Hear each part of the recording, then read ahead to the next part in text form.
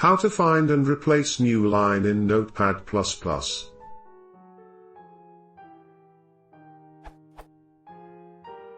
I use \n, but the new line is not replaced. I suppose the new lines contain two characters, \n and \l, but searching and replacing \l yields to no results as well.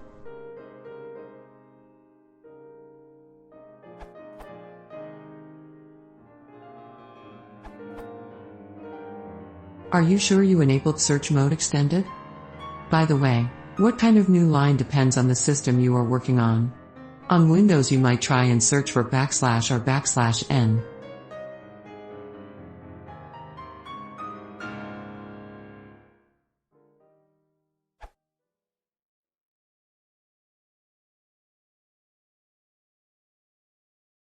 Ja uwam sposób to bezżadny, raz ten 30 stopni.